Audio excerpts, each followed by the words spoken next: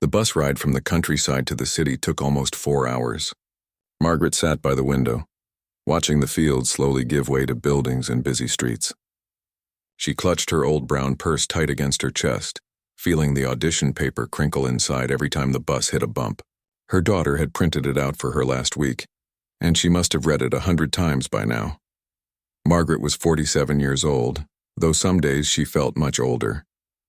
Her hands showed the years of hard work, hands that had stocked shelves, counted change, and scrubbed kitchen counters more times than she could count. She worked at Miller's grocery store back home, the same place she'd been working for the past 23 years. It wasn't fancy work, but it was honest, and it helped pay the bills. The dress she wore was her Sunday best, a floral pattern with small pink roses that her daughter had helped her pick out from the thrift store downtown. They'd spent an entire Saturday afternoon looking through racks, trying to find something that looked nice but didn't cost too much. Margaret had wanted to look presentable, not embarrass herself in front of all those city folks. Her shoes were a bit worn at the heels, but she'd polished them up real nice the night before. As the bus pulled into the station, Margaret felt her stomach do a little flip. What was she thinking? A woman her age with no training, going to audition with all those young talented singers. She almost stayed in her seat when the driver announced their arrival. Almost turned right back around. But then she thought of her mama, and she knew she had to at least try. The audition venue was in a part of the city Margaret had never been to before. Tall buildings stretched up into the sky, and people rushed past in every direction, everyone seeming to know exactly where they were going. She stood there for a moment, looking at the address on her paper, trying to figure out which way to walk. A kind young man on a bicycle stopped and gave her directions, pointing down 3 blocks and to the left. When she finally found the building, her heart nearly stopped. It was enormous with glass doors and fancy lights. A long line of people stretched out from the entrance, and Margaret could see right away that these weren't ordinary folks. These were performers, real singers. The women in line wore tight jeans and stylish tops, their hair done up perfectly, makeup applied just so. The men had trendy haircuts and confident smiles. Everyone seemed to be scrolling through their phones or talking to people who looked like they might be managers or coaches. Margaret noticed several people practicing vocal exercises, their voices running up and down scales with practiced ease. She took her place at the end of the line, feeling more out of place with every passing second. The woman in front of her wore high heels so tall, Margaret wondered how she could even walk in them. Her perfume was strong, something expensive smelling. When she turned around and saw Margaret, her eyes did a quick scan up and down before she turned back to her phone without saying a word. The line moved slowly. Margaret watched as people checked in at a table near the entrance, showing identification and getting assigned numbers. When it was finally her turn, the young man at the table smiled at her kindly and asked for her registration confirmation. Her hands shook a little as she pulled the paper from her purse, now crinkled and soft from being handled so much. "Number 247, he said, handing her a sticker to wear. "The waiting area is through those doors. You'll be called when it's your turn." The waiting area was packed. Chairs lined the walls and every seat was taken. People sat on the floor, stood in groups, or paced back and forth practicing quietly. Margaret found a spot against the wall near the corner and tried to make herself small. She set her purse down beside her feet and just watched. Everyone around her seemed so prepared, so professional. One young woman was showing her friend a video on her phone, apparently a recording from a previous performance. Another guy was being coached by an older gentleman who kept telling him to support from the diaphragm and open up the soft palate. Margaret didn't even know what a soft palate was. A group of 3 singers stood nearby, and Margaret couldn't help but overhear their conversation. They were talking about their training. One had just graduated from some performing arts college, another had been taking private lessons since she was 6 years old. They discussed vocal techniques Margaret had never heard of, dropped names of famous coaches, and compared notes about other competitions they'd entered. Margaret closed her eyes for a moment and tried to remember the breathing exercises her mama had taught her when she was young. Simple things. Breathe in deep, let it out slow. Feel the air fill your lungs. Her mama had sung in church, nothing fancy, but she had a voice that could make people stop and listen. She taught Margaret everything she knew, sitting at the old piano in their living room, making her practice scales and songs from their worn hymn book. That had been so many years ago. After Mama got sick, Margaret had stopped singing much. Life had gotten busy, working, raising kids, just getting through each day. She still sang at church on Sundays, standing in the small choir loft with the other volunteers. They sang for a congregation of maybe 40 or 50 people on a good week. Nothing like this. A woman with a clipboard emerged from one of the doors and started calling numbers. The waiting area would go quiet for a moment, then buzz back to life as people discussed who had just gone in, how long they'd been in there, trying to read signs about how the auditions were going. Margaret watched as number after number was called. Some people came back smiling, others looked disappointed. A few came out crying. One young man walked past looking absolutely thrilled, punching the air and grabbing his friend in a tight hug. Another girl walked by with her head down, moving quickly toward the exit. Time seemed to move strangely. Sometimes it felt like hours were passing, other times like only minutes. Margaret's number was getting closer. She could feel her heart beating faster, her palms getting sweaty. She wiped them on her dress and immediately worried she might be making stains. The woman next to her, who looked about 30 with perfectly straightened blonde hair, struck up a conversation. "First time?" she asked not unkindly. Margaret nodded. "Yes, ma'am." "You'll do fine," the woman said, though her tone suggested she was just being polite.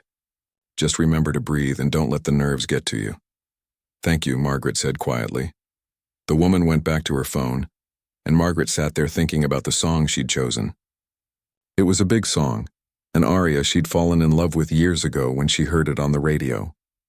She'd learned it by listening over and over, teaching herself the words, the melody, the feeling of it. She'd never performed it for anyone except her bathroom mirror and the walls of her small house. What if she'd made a terrible mistake choosing something so difficult? What if her voice cracked? What if she forgot the words? What if everyone laughed? But then what if she didn't try at all? What if she got on that bus and went home without even stepping onto that stage? Her mama had always told her she had a gift, that she shouldn't hide it away forever. On her deathbed, she'd made Margaret promise something. "Promise me you'll let people hear you," she'd whispered, her voice so weak by then. "Don't keep it locked up inside." That promise was why Margaret was here, sitting in this room full of confident young singers, wearing her thrift store dress and her polished old shoes. That promise was why she'd saved up her money, asked for the day off work, and taken that long bus ride into the city. Number 247. Margaret's head snapped up. Her number. It was her turn. She stood on shaky legs, grabbed her purse, and started walking toward the door where the woman with the clipboard stood waiting. This was it. No turning back now. As she walked past the other contestants, she could feel their eyes on her. She heard someone whisper something, then a quiet laugh. Her cheeks burned, but she kept walking. One foot in front of the other, just like Mama taught her, one step at a time. The audition room was bigger than Margaret had imagined. Bright lights hung from the ceiling, pointing down at a small marked area on the stage where she was supposed to stand. Behind a long table sat 3 judges, 2 women and a man, all of them looking important and serious. To the side of the stage, she could see several other people, professional singers who were serving as guest mentors for the competition. They sat in chairs, watching, waiting. Margaret's shoes made soft clicking sounds as she walked across the floor toward her mark. The room felt cold despite all the lights. She could hear her own breathing, feel her heart pounding so hard she worried everyone else could hear it too. "Whenever you're ready," one of the judges said. She was a woman in her 50s with short dark hair and glasses perched on her nose.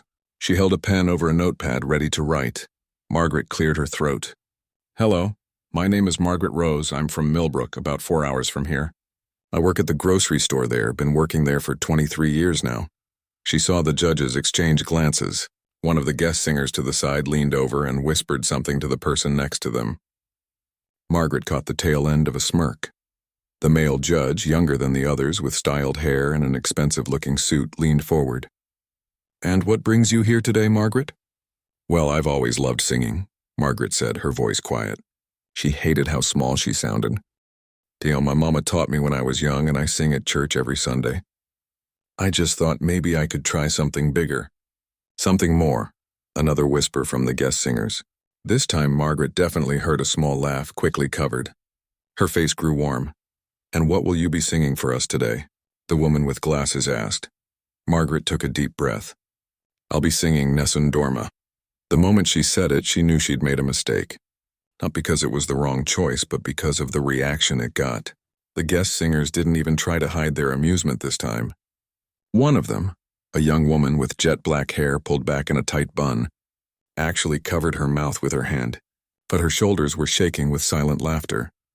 Nessun Dorma, the male judge repeated, his eyebrows raised. That's quite an ambitious choice. It's one of the most technically difficult pieces in the opera repertoire, the third judge added. She was younger than the others, maybe in her 30s, with blonde hair and bright red lipstick. Her tone wasn't mean exactly, but it was definitely skeptical. I know it's difficult, Margaret said softly, but it's my favorite song. When I heard it the first time years ago, it just spoke to me. I learned it by listening over and over. I know every word, every note. Have you had formal training? The woman with glasses asked. No, ma'am. Just what my mama taught me at home. More whispers from the side. Margaret tried not to look at the guest singers, but she couldn't help it. She caught one of them rolling his eyes. Another woman leaned over to her neighbor and said something that made them both smile. It wasn't a kind smile. The male judge glanced at his fellow judges, then back at Margaret. You understand that this song requires years of training. Professional opera singers spend decades perfecting their technique just to attempt something like this. I understand, Margaret said, but I'd like to try anyway if that's all right. There was a pause. The judges seemed to be silently communicating with each other. Finally, the woman with glasses nodded. All right then, whenever you're ready. Margaret watched as the accompanist, a young man sitting at a piano to the side, shuffled through his sheet music to find the right piece. He gave her a sympathetic look, like he felt bad for what was about to happen, like he was already preparing to witness her fail. In the moments before the music started, Margaret could hear everything. Someone in the hallway outside laughed. One of the judges tapped their pen against their notepad. A guest singer shifted in their chair, the wood creaking slightly. She heard someone whisper, "This is going to be painful to watch." Margaret closed her eyes.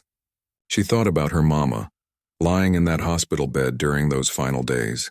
Her mama's hand had been so thin, so fragile, but her grip was still strong when she made Margaret promise. You have a gift, baby girl, she'd said, her voice barely above a whisper. I know you're scared. I know you think you're not good enough. But I've heard you sing when you think nobody's listening. I've heard you in the shower, in the kitchen, humming while you work. You've got something special. Promise me you won't hide it forever. Margaret had cried and promised.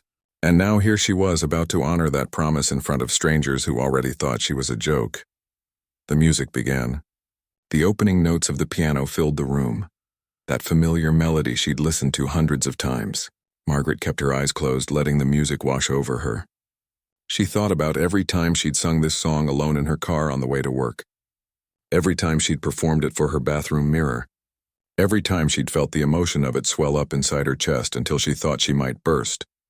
The guest singer with the black hair was still smiling, waiting for the disaster she was sure was coming. The male judge had his arms crossed. Even the accompanist looked nervous for her. Margaret knew what they saw when they looked at her. A middle-aged woman in a flowered dress from a thrift store, a grocery store cashier with no training and too much confidence, someone who didn't understand her place, someone who was about to embarrass herself in front of people who actually knew what they were doing. But they didn't know about the hours she'd spent listening and learning. They didn't know about the natural gift her mama had recognized when she was just 5 years old. They didn't know about the church services where people had come up to her afterward with tears in their eyes, saying her voice had touched them in ways they couldn't explain. They didn't know her at all. The piano reached the moment where she was supposed to come in. Margaret took one more deep breath, feeling the air fill her lungs completely. She remembered what her mama had taught her. Sing from your belly, not your throat. Let the emotion guide you. Don't just sing the notes, tell the story. She opened her mouth. The first note that came out was nothing like what anyone in that room expected. It wasn't tentative or shaky. It wasn't the sound of an amateur struggling with something beyond her ability. It was pure and clear and powerful, filling every corner of that big audition room like it was made for her voice. The guest singer with the black hair stopped smiling immediately. Her hand dropped from her mouth. The male judge uncrossed his arms, sitting up straighter in his chair. The woman with glasses looked up sharply from her notepad, her pen frozen in midair. Margaret's voice soared through the opening phrases, each note perfect and controlled. The Italian words flowed naturally, the pronunciation clear. More than that, though, there was emotion in every syllable. This wasn't just technical skill, this was feeling raw and honest and real. The accompanist's eyes went wide. He'd probably played for hundreds of auditions, heard every level of talent imaginable, but even he looked surprised. His fingers continued playing, but he kept glancing up at Margaret, almost like he couldn't believe what he was hearing. Margaret was somewhere else now. She wasn't in that cold audition room anymore. She was in every moment she'd ever connected with this song. She was at her mama's bedside, singing softly to comfort her. She was alone in her kitchen at dawn, watching the sun come up and feeling grateful for another day. She was in church, feeling the presence of something bigger than herself. All of that went into her voice. The guest singers had gone completely quiet. No more whispers. No more smirks. They sat frozen, watching this woman they'd dismissed seconds ago, trying to process what they were hearing. One of them leaned forward in his chair, elbows on his knees, completely focused. Another had her hand over her heart. The woman with glasses was no longer taking notes. She just watched, her lips slightly parted, her eyes fixed on Margaret. The younger judge with the red lipstick had tears forming at the corners of her eyes, though Margaret couldn't see that with her own eyes still closed. Margaret moved through the verses, her voice growing stronger and more confident. Every difficult passage that typically required years of training, she navigated them like she'd been born knowing how. The high notes rang out clear and powerful. The softer moments were tender and intimate. The dramatic swells were full of passion. In the hallway outside, people had stopped walking. Other contestants who were waiting for their turn had pressed closer to the door, trying to hear better. Someone whispered, "Who is that?" Nobody had an answer. The song built toward its climax, and Margaret built with it. Her voice grew bigger, fuller, more powerful. She wasn't thinking about technique anymore. She wasn't worried about what anyone thought. She was just singing, pouring everything she had into this one moment. This one chance to show the world what her mom had always seen in her. The guest singer who had rolled his eyes earlier now sat with his mouth hanging open. He'd spent 10 years training at prestigious music schools. He'd studied with masters. He'd worked his entire adult life to develop his craft. And here was this woman in a flowered dress with no formal training, singing circles around half the professionals in the room. It wasn't fair. It wasn't logical. But it was happening right in front of them, undeniable and absolutely real. Margaret reached the final phrases of the song, the part where the tenor traditionally holds that famous high note. This was the moment that made or broke performances. This was what people waited for, what they remembered. Margaret took a breath and went for it. The note came out strong and pure, sustained with a control that seemed impossible. She held it and held it, the sound filling every space in that room, vibrating through the walls, through the floor, through the chests of every person listening. 5 seconds. 10 seconds. The note went on, unwavering, perfect. The younger judge with the red lipstick wasn't trying to hide her tears anymore. They ran freely down her cheeks, carrying small black trails of mascara with them. She didn't care. She just listened, completely captured by what was happening. Margaret finally released the note and finished the song, the last words falling gently like the ending of a prayer. The final piano notes played out, fading into silence. For a moment, a long, impossible moment, nobody moved. Nobody breathed. The room was so quiet you could have heard a pin drop on the carpeted floor. Margaret stood there, her eyes still closed, her chest rising and falling as she caught her breath. She was almost afraid to open her eyes, afraid to see their faces, afraid to break whatever spell had been cast. Then someone started clapping, slowly at first, just one person. The woman with the glasses was on her feet, her hands calm, eating together in steady, purposeful applause. Then another person joined. Then another. Within seconds, the entire room exploded into applause. The male judge stood up, his chair scraping back loudly. The younger judge was already standing, clapping so hard her hands must have hurt. The guest singers, the same ones who had laughed and whispered just minutes before, were all on their feet, applauding with enthusiasm that looked almost desperate, like they needed to make up for their earlier mockery. Margaret opened her eyes and just stared. She'd never experienced anything like this. In all her years singing at church, the most she'd ever gotten was a kind "that was lovely" from Mrs. Henderson after service. This was something else entirely. This was overwhelming. People in the hallway had pushed the doors open slightly, trying to see who had made that sound. The accompanist had stopped playing and was clapping too, shaking his head in disbelief. Several of the guest singers had their hands clasped over their mouths, their eyes shining with emotion. The woman with glasses was the first to speak, but she had to wait for the applause to die down a bit. Even then her voice cracked slightly. "Margaret," she said, then paused, seeming to search for words. "Margaret, I have been judging auditions for this competition for 17 years. 17 years of listening to talented singers, trained singers, people who have dedicated their entire lives to their craft." She paused again, taking off her glasses to wipe at her eyes.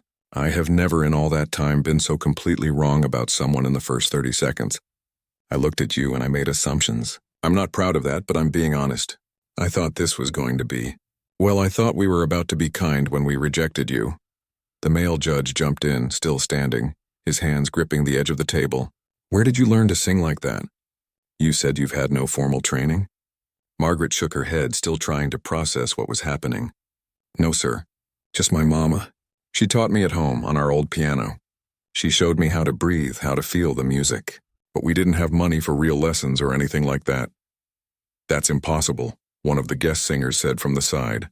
He'd stood up now, moving closer to get a better look at Margaret.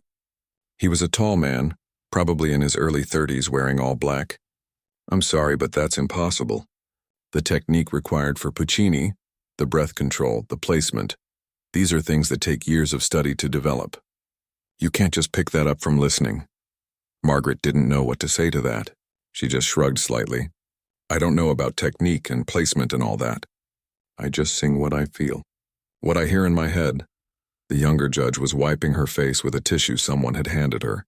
"Margaret, you said you sing at church? Where?" "I want to know what church has been hiding you all this time."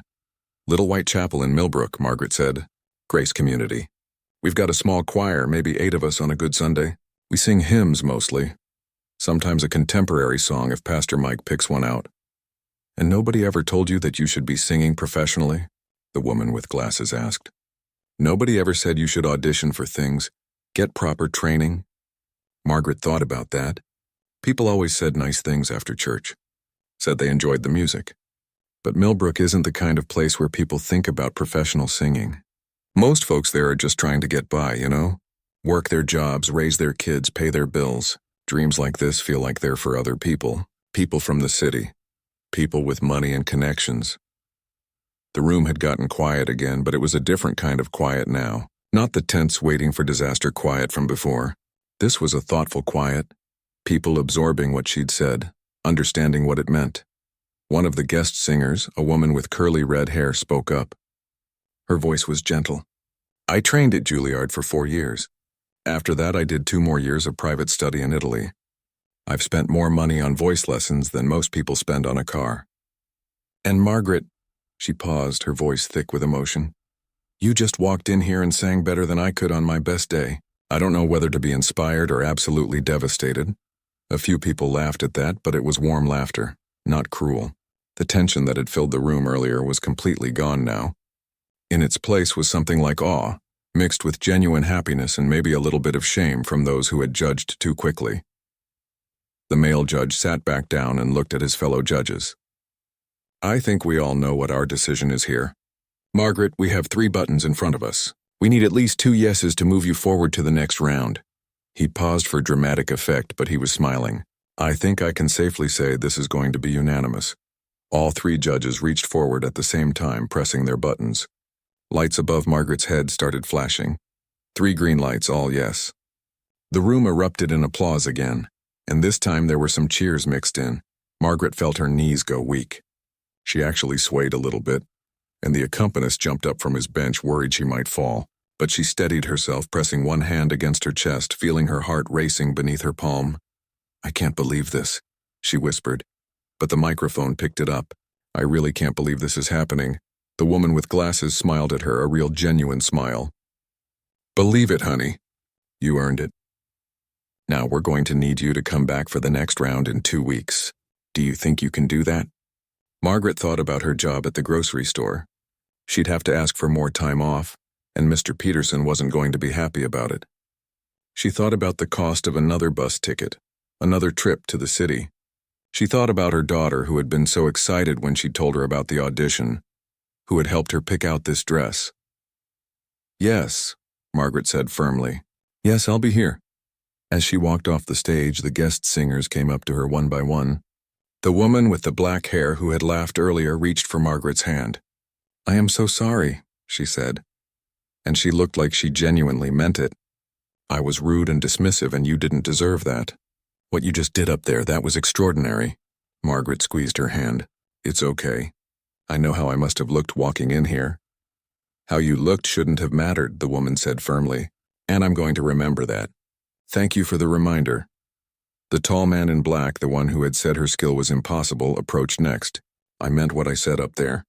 I don't understand how you do what you do, but I'd love to understand. Would you be open to getting coffee sometime before the next round? I'd like to hear your story, learn about your approach. Maybe I've been thinking about singing all wrong." Margaret smiled. "Sure, I'd like that." More people wanted to talk to her, to shake her hand, to tell her how moved they'd been. Margaret felt overwhelmed by all the attention. She wasn't used to this. She was used to being invisible, just another face in the crowd, just the lady who rang up your groceries and asked if you needed help carrying bags to your car. Finally, she made it out to the hallway, clutching her purse and her audition packet. Other contestants stared at her as she walked past. They'd heard the applause, the cheers. Word was already spreading about the woman in the flowered dress who had stunned everyone. Margaret found a quiet corner and pulled out her phone. Her hands were still shaking as she dialed her daughter's number. It rang 3 times before Lily picked up. "Mom, how did it go? Are you okay?" Margaret felt tears coming now. Happy tears that she couldn't hold back. "I did it, baby. I sang and they liked it." "They really liked it. I knew they would." Lily was practically screaming into the phone. "I knew it, Mom. I told you. Tell me everything." Margaret laughed and cried at the same time, trying to explain what had happened. As she talked, she looked around at this unfamiliar building in this unfamiliar city, and for the first time in her life, she didn't feel out of place. She felt like maybe, just maybe, she belonged here after all. Back in the audition room, the judges were talking quietly among themselves as they waited for the next contestant. The woman with glasses was still looking at the doorway where Margaret had exited. "That's why we do this," she said softly. "That's exactly why we do this job." "For moments like that?" The male judge nodded. "I'm going to remember this audition for the rest of my life." That's not an exaggeration. That woman, she just reminded all of us why we fell in love with music in the first place. The younger judge had finally gotten her tears under control, but her makeup was ruined. She didn't care. "Do you think she understands how special she is? How rare?" "I don't think she does," the woman with glasses replied. "And honestly, that might be part of what makes her so special. There's no ego there, no calculation, just pure, honest emotion and natural talent." In the hallway, a production assistant was already pulling up Margaret's audition footage on his laptop, watching it again. By the end of the day, he'd watch it 17 more times. Within a few days, he'd lose count of how many times he'd seen it. It never got old. Every time he felt the same chills run down his spine when that first note came out. Margaret didn't get home until almost midnight. The bus ride back seemed longer somehow, maybe because she couldn't sleep. Her mind kept replaying every moment of the audition, still not quite believing. It had really happened. She kept touching the paper in her purse, the one that confirmed her spot in the next round, just to make sure it was real. Lily was waiting up for her when she walked through the door. She jumped up from the couch and grabbed her mother in a tight hug. "Everyone at my office wants to meet you now," she said, laughing. "I couldn't stop talking about it all day. My boss thinks I'm making it up, that there's no way my mom just walked into an audition and blew everyone away. I still can't quite believe it myself," Margaret admitted. She set her purse down and sank into her favorite chair, the one she'd had for 15 years that perfectly fit the curve of her back. "Those people, Lily, they were so talented, so polished and professional. I felt like such a fool standing there in my thrift store dress. But you showed them," Lily said firmly. "You showed all of them. I wish I could have seen their faces." Margaret smiled, thinking about the shocked expressions, the tears, the standing ovation. It was something else. Your grandma would have been so proud. They stayed up another hour talking before Margaret finally dragged herself to bed. She had to work the morning shift at the grocery store, which meant being up at 5. Real life didn't stop just because she'd had one magical day. The next morning at work felt strange. Margaret went through her usual routine, checking in with Mr. Peterson, counting her register drawer, setting up her station at checkout 3. But she felt different somehow, like something inside her had shifted. She caught herself humming while she worked, something she rarely did at the store. Mrs. Chen came through her line around 9, buying her usual groceries. "You seem happy today, Margaret," she observed, loading items onto the belt. "Oh, I had a good day yesterday," Margaret said, scanning the items. "Went to the city for something special."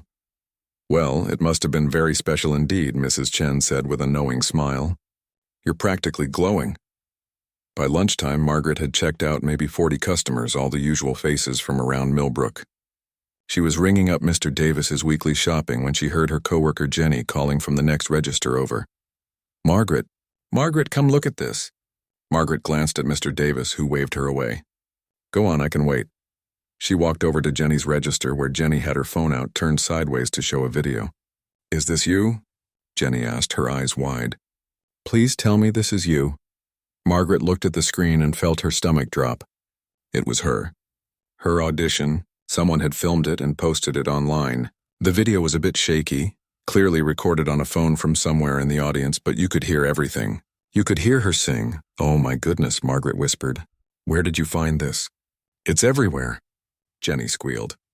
"Look, it's got like 2 million views already, and it was only posted last night. The comments are going crazy. Everyone's trying to figure out who you are." Margaret watched as Jenny scrolled through the comments. There were thousands of them. People from all over the world, writing in different languages, all saying similar things. "Who is this woman?" "This gave me chills. I've listened to this 10 times already. This is what a real voice sounds like. I'm crying. This is so beautiful." By the time Margaret's shift ended, the video had climbed to 5 million views. Her phone kept buzzing with calls from Lily, from her sister in Ohio, from people she hadn't talked to in years who had somehow seen the video and recognized her. When she got home, Lily had her laptop open on the kitchen table, showing her more. The video had been shared by music teachers, professional singers, and even some celebrities. A famous opera singer had retweeted it with the comment, "This is proof that real talent exists outside the traditional system. Extraordinary." "Mom, you're famous," Lily said, laughing and crying at the same time. "You're actually famous. Look at this article, it's on the Music News website. Mystery woman stuns judges with untrained voice. They're calling you the grocery store singer." Margaret felt dizzy. This wasn't what she'd expected at all. She just wanted to honor her mama's memory, to try something brave for once in her life. She hadn't thought about what would happen after. Her phone rang. It was a number she didn't recognize, but she answered it anyway. "Hello, is this Margaret Rose?" A professional-sounding woman's voice came through. "My name is Patricia Williams, and I'm a producer for the competition you auditioned for. We need to talk about what's happening online." Margaret's heart sank. Were they upset? Was she in trouble? "I didn't know anyone was filming," she said quickly. "I'm sorry if—" No, Patricia interrupted. "You're not in trouble.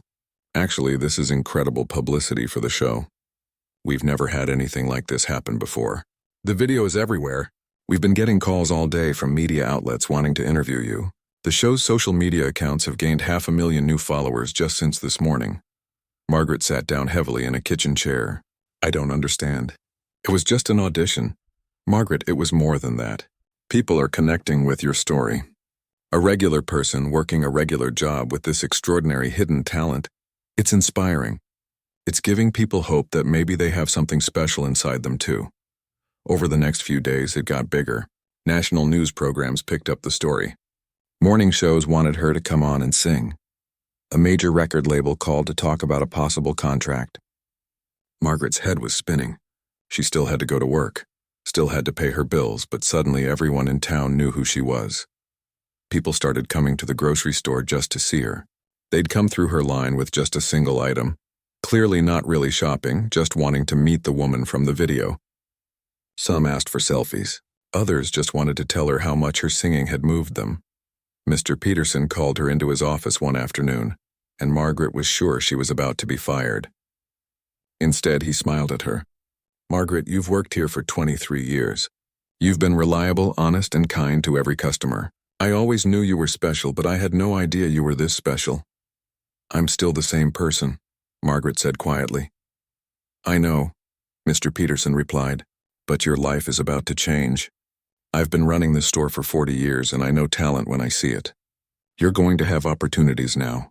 When that happens, I want you to take them. Don't worry about this place. We'll manage. Margaret felt tears prick at her eyes. This job has been my stability for so long.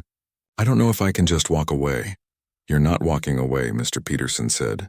You're walking towards something. There's a difference. Your mama would want you to go. The comment section on the viral video kept growing. Margaret started reading through them in the evenings, amazed by the stories people shared. A woman in Japan wrote about how the video had inspired her to finally take the singing lessons she'd been putting off for years. A man in Brazil said he'd been having the worst week of his life, and hearing Margaret sing had been the first thing to make him smile. A teenage girl in Canada wrote that she'd always felt too plain and ordinary to pursue her dreams. But Margaret had shown her that extraordinary things could come from ordinary people. The guest singer with the black hair, Margaret had learned her name was Victoria, reached out personally with an apology letter. She'd written it by hand on beautiful stationery. I have never been more ashamed of my behavior than when I saw myself in that video, she wrote. You could see it on my face, the judgment, the mockery. I was raised better than that. I was taught better than that. But somewhere along the way, I forgot that talent isn't about where you come from or what you're wearing. You reminded me of something essential, and I'm grateful for that lesson, even though I wish I'd learned it differently. Margaret wrote back, assuring Victoria that she held no grudge. We all make mistakes, she wrote. What matters is what we do after. The 2 weeks before the next round of the competition flew by in a blur. Margaret tried to prepare to practice her new song, but it was hard with all the distractions. Reporters wanted interviews. The competition producers wanted her to do promotional appearances. A documentary filmmaker asked if he could follow her story. Through it all, Margaret tried to stay grounded. She still worked her shifts at the store when she could. She still went to church on Sunday, though now the congregation had tripled in size, with people coming from neighboring towns just to hear her sing during the service. She still lived in the same small house, drove the same old car, cooked the same simple meals. Lily worried about her. Mom, you need to think about your future. These opportunities, they might not come again. That record label is offering real money, enough that you'd never have to work at the grocery store again. I know, Margaret said, and I'm thinking about it, I promise. But I need to take this one step at a time. First, let me get through the next round of the competition, then we'll figure out what comes next. The night before she had to go back to the city, Margaret couldn't sleep. She sat up in her bed looking at the framed photo on her nightstand. It was her mama, taken about 10 years before she got sick, smiling at the camera with that warm, knowing smile she'd always had. I hope I'm making you proud, Margaret whispered to the photo. I hope this is what you wanted when you made me promise. I'm scared, Mama. Everything's changing so fast, and I don't know if I'm ready for all of it. The photo didn't answer, of course, but Margaret felt a sense of peace settle over her anyway. Her mama had always told her that fear and courage weren't opposites. Courage is being scared and doing the thing anyway, she'd said. That's what makes it brave. Margaret lay back down and closed her eyes. Tomorrow she'd get on that bus again. She'd go back to that big city, back to that stage. But this time she wouldn't be invisible. This time millions of people would be watching, waiting to see if she could do it again, if that first audition had been a fluke, or if she was the real deal. The pressure should have felt crushing. Instead, it felt like possibility. Like maybe after 47 years of playing it safe and staying small, she was finally ready to see just how bright her light could shine.